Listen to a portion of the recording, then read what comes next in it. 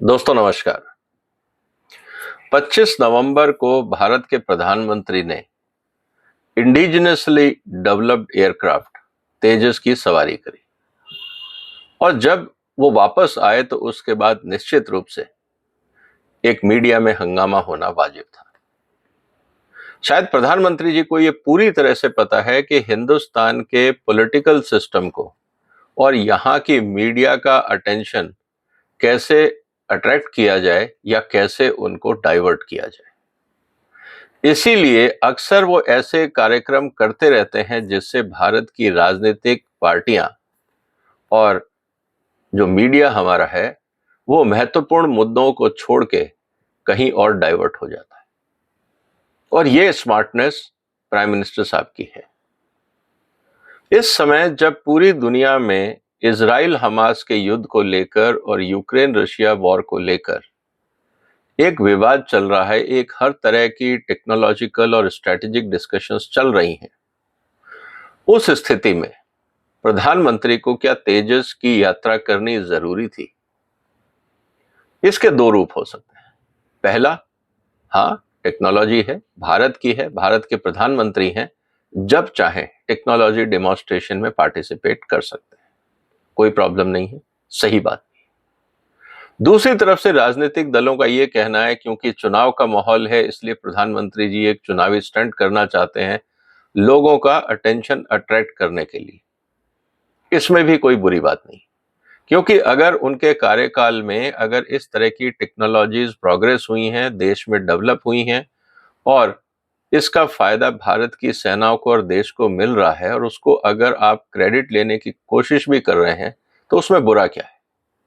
कौन पॉलिटिशियन चाहेगा कि उनके समय जो भी देश में सुधार हुए, डेवलपमेंट हुए, उसका क्रेडिट उनको ना मिले? बहुत सारी पार्टियां तो 1947 में भारत आजाद हुआ उसका क्रेडिट आज तक ले रही और उनको लगता है कि 5000 साल तक भारत में कुछ डेवलपमेंट हुआ ही नहीं। डेवलपमेंट शुरू हुआ 1947 के बाद, उससे पहले तो इस देश में कुछ था ही नहीं।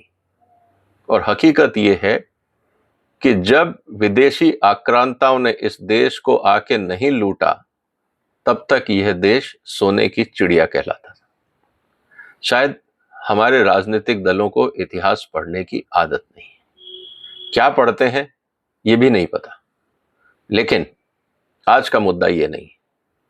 दोस्तों, आज हम चर्चा करेंगे कि जिस समय पूरी दुनिया में उथल पुथल चल रहा है, उस समय जो प्रधानमंत्री जी ने तेजस की हवाई यात्रा करी, अपना एक मिशन किया, उड़ान में पहला उनका एक्सपीरियंस रहा, इससे आने वाले दिनों में हमें किन बातों को लेकर चिंतित होना चाहिए।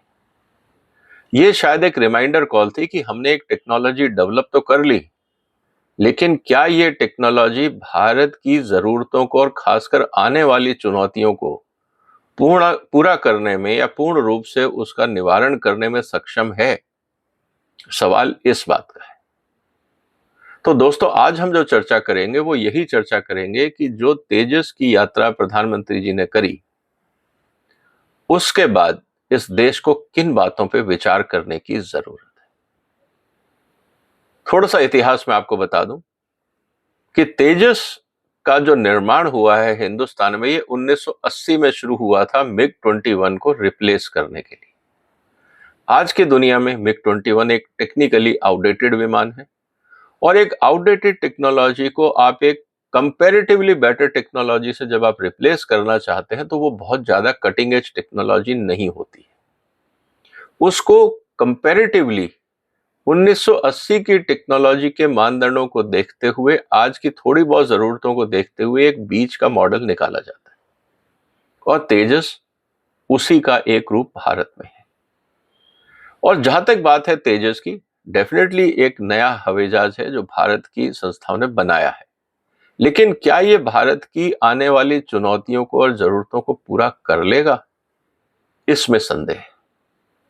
इसलिए नहीं कि मैं भारत की क्षमताओं या काबिलियत को क्वेश्चन कर रहा हूं, इसलिए कि हमारे यहां पे जो प्लानिंग प्रोसेस है वो डिफेक्टिव है।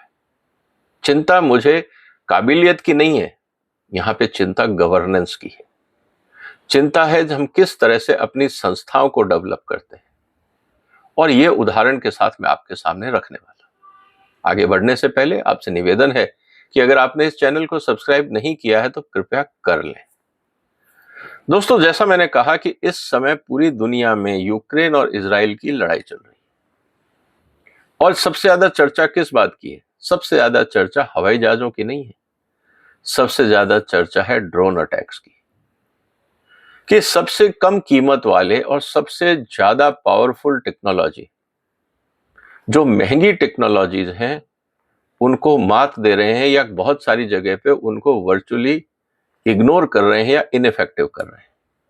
उदाहरण के लिए, इजराइल ने हमास के ठिकानों पे बहुत बमबारी करी, लेकिन अल्टीमेटली उनको ग्राउंड पे उतरना पड़ा और ग्राउंड में उतरने के बाद भी समस्या उनकी ये रही कि उनको अंडरग्राउंड टनल्स में काम करना है। और अंडरग्राउंड टनल्स में इंसान को जाने से खतरा है, क्योंकि आपको नहीं पता कि अंदर किस तरह के माइंस और किस तरह के ट्रैप्स हमास ने लगाए हैं। तो निश्चित रूप से आपको एक ऐसी एविएशन टेक्नोलॉजी चाहिए जो पूरी टनल्स में से गुजरते हुए आपको सारी जानकारी दे दे और उसका सारा कम्युनिकेशन बाहर बैठ के हम लोग कर सके। क्या आज हमारे पास ऐसी टेक्नोलॉजी है?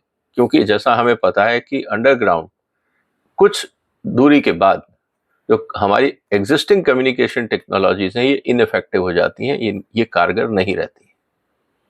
तो आज जरूरत इस बात की है कि जब हम तेजस की बात कर रहे हैं तो तेजस का मिनिएचर रूप, मैं बहुत सिंपल बात कह रहा हूं, तेजस का मिनिएचर रूप, जिसको आप ड्रोन भी कह सकते हैं, क्या हम एक कोई ऐसा तेजस बना सकते हैं जो 2 या 3 मीटर चौड़ी सुरंग के अंदर 1-2-3 किलोमीटर अंदर जाए, सर्वेलेंस करे और वापस आ जाए और पूरे रास्ते जानकारी जो बाहर हमारी फौजें बैठी हैं या जो बाकी कंट्रोल सेंटर्स हैं उन तक वो जानकारी पहुंचा सके?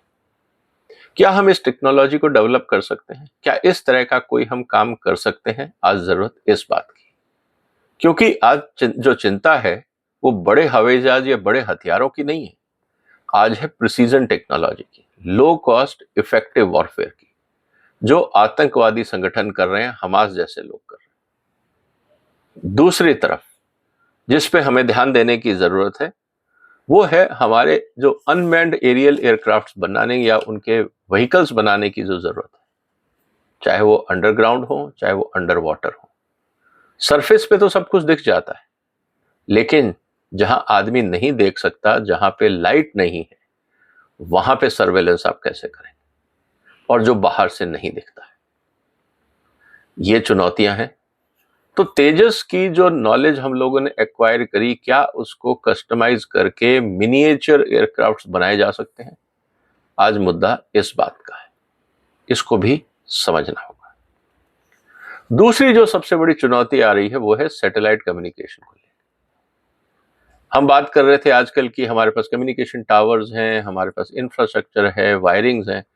अभी चाइना ने कमर्शियल मार्केट में ऐसे टैबलेट्स लॉन्च किए हैं, ऐसे मोबाइल्स लॉन्च किए हैं जो डायरेक्ट सैटेलाइट से बात करते हैं। आप आतंकवादियों को कैसे पकड़ेंगे?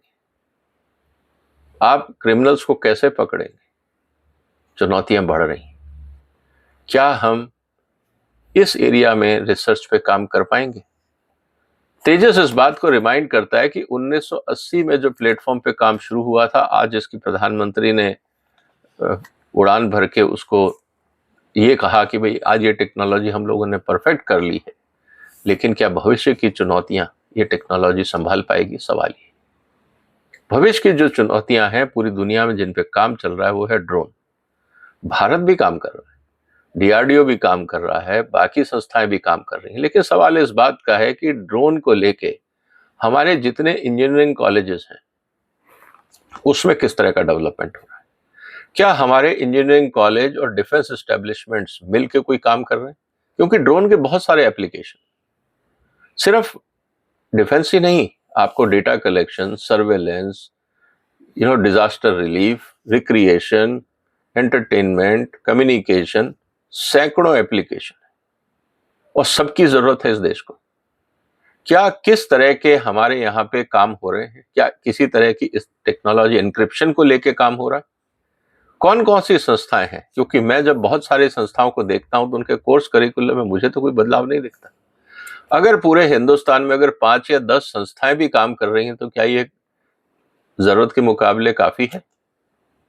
इसको समझना होगा। तो हमारे देश में एविएशन रिसर्च और एविएशन डेवलपमेंट को लेके क्या रिसर्च पॉलिसी, क्या इसमें प्राइवेट सेक्टर की भागीदारी को देखा गया है?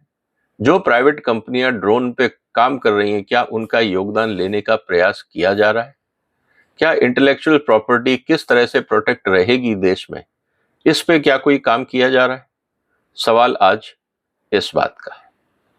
तो क्योंकि सिर्फ ये टेक्नोलॉजी कहने से काम नहीं चलेगा, इसलिए जरूरी है क्योंकि कोई भी एविएशन सिस्टम होता है उसका एक एयरफ्रेम होता है। जरूरत के हिसाब से, चाहे वो स्टेल्थ हो, चाहे वो हाई टेम्परेचर हो, चाहे लो टेम्परेचर हो, चाहे कोल्ड क्लाइमेट्स हो, जो उसका एयर फ्रेम है जरूरत के हिसाब से, रफ्तार के हिसाब से, उसकी स्ट्रेंथ, उसका जो पेलोड होता है उसकी स्ट्रेंथ के हिसाब से आपको लाइट एयर फ्रेम भी बनाना है, उस पर भी रिसर्च की जरूरत है। एवियोनिक्स, जब आप एयरक्राफ्ट से कम्युनिकेशन ही नहीं कर पाएंगे, जैसे मैंने कहा कि आज सबसे बड़ी चुनौती इजराइल को क्या आ रही है कि हम अगर ड्रोन तो भेज देंगे टनल के अंदर, कम्युनिकेट कैसे करें?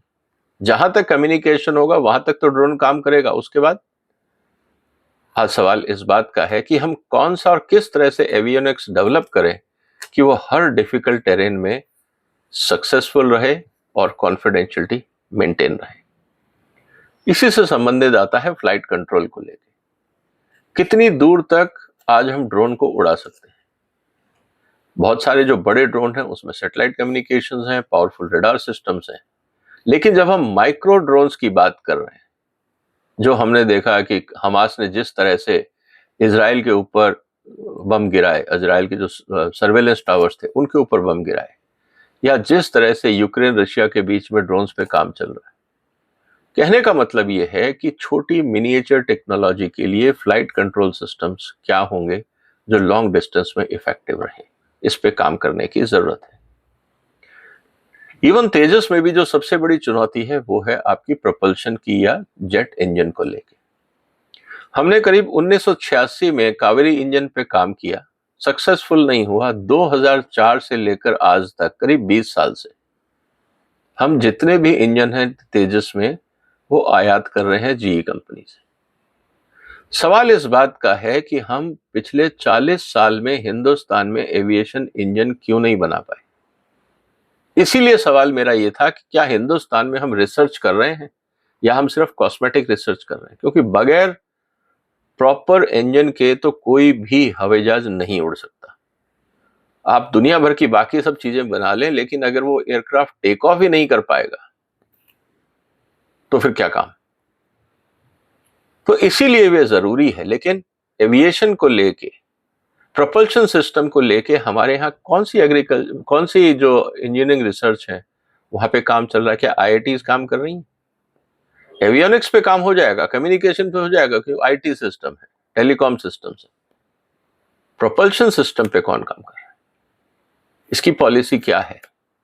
इसको लेके मुझे लगता है गंभीरता की जरूरत है, और हो सके तो डीआरडी और इसरो को सीएसआईआर के साथ मिलके कोई ऐसा एक एजुकेशन प्रोग्राम और रिसर्च प्रोग्राम डेवलप करना चाहिए जहां पे आपके एमटेक और पीएचडी के स्टूडेंट्स को इन्वॉल्व किया जाए इस तरह के रिसर्च में, ताकि देश में प्रोपल्शन को बढ़ावा मिले। इसके अलावा जो बहुत इंपॉर्टेंट चीज है वो है सबसे बड़ी पॉलिसी को लेकर। जब हम पॉलिसी की बात कर रहे हैं तो पॉलिसी में जो सबसे इंपॉर्टेंट चीज आती है वो आता है कि हमारा फ्यूचर ऑब्जेक्टिव क्या है, क्योंकि जब तक वो क्लियर नहीं होगा तब तक हम कहां पे किन लेवल के लोगों को इन्वॉल्व करना है हम ये नहीं कर पाएंगे। इसके साथ जो इंपॉर्टेंट चीज आती है कि जो हमें बजट चाहिए, क्योंकि एविएशन रिसर्च आसान नहीं। अगर आप उम्मीद करें कि प्राइवेट इंजीनियरिंग कॉलेज एविएशन पढ़ाएंगे, वो थ्योरी पढ़ा देंगे, किताब खरीदेंगे, इंटरनेट से बच्चों को लेक्चर डाउनलोड करके वहां के प्रोफेसर आके पढ़ा देंगे, एग्जाम देके बच्चे पास हो जाएंगे, बीटेक एमटेक की डिग्री लेके नौकरी की लाइन में लग जाएंगे। किस काम आएंगे पता नहीं। लेकिन अगर आपको वास्तव में एवियोनिक्स रिसर्च पे काम करना है, प्रोटोटाइप डेवलपमेंट करना है, तो ये बहुत एक्सपेंसिव एक्टिविटी। क्या इस तरह के हमने प्रोटोटाइप डेवलपमेंट सेंटर्स बनाए हैं? या हम HAL, इसरो, DRDO के जो सेंटर्स बने हुए हैं उनमें हम स्टूडेंट्स को इन्वॉल्व कर सकते हैं considering confidentiality and security aspects, या उसका डाउनग्रेडेड वर्जन या कोई और वर्जन हम IITs या बाकी जो रिनाउंड इंस्टीट्यूट्स हैं वहां पे खड़ा कर सकते हैं। क्योंकि जब तक ये नहीं होगा तो थ्योरी से तो एवियोनिक्स पे काम होना नहीं।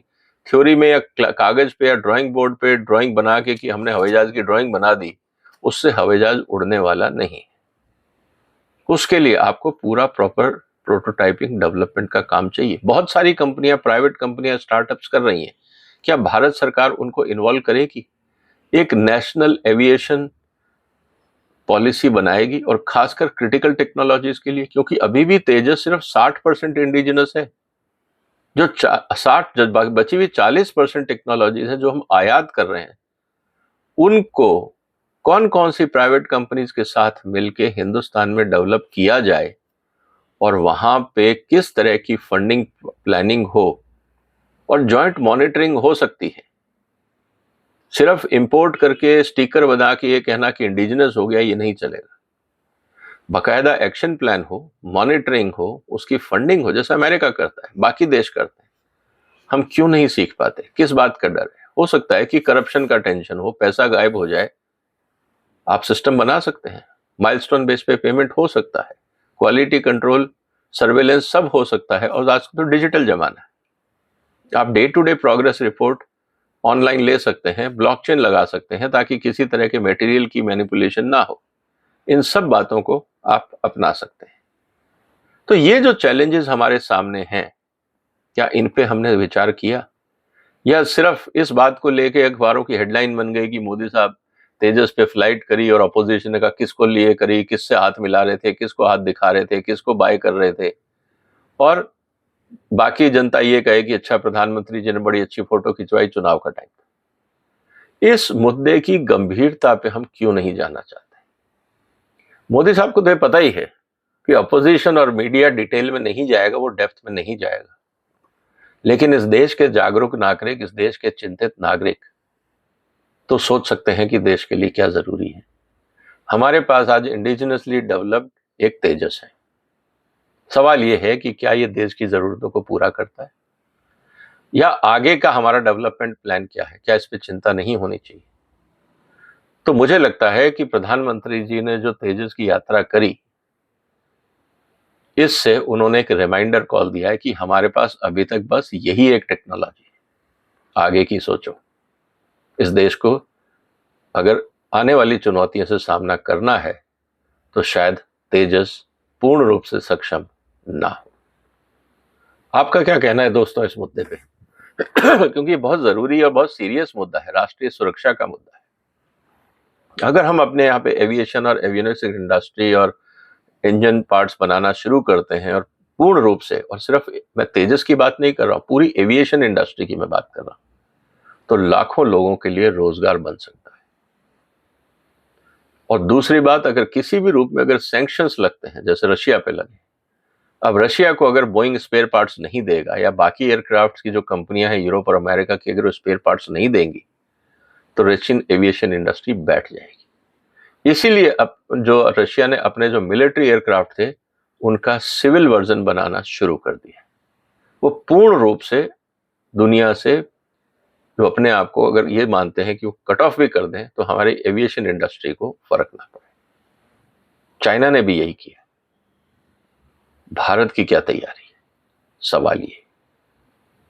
आपका क्या कहना है दोस्तों? कमेंट बॉक्स में जरूर लिखिएगा, क्योंकि देश की सुरक्षा और भविष्य का सवाल है। आपके विचार निश्चित रूप से महत्वपूर्ण हो सकते हैं। फिर मुलाकात होगी एक और महत्वपूर्ण मुद्दे के साथ। तब तक आप चाहें तो इस वीडियो को शेयर कर सकते हैं, चैनल को सब्सक्राइब कर सकते हैं, और अपना ध्यान रखिएगा। वंदे मातरम।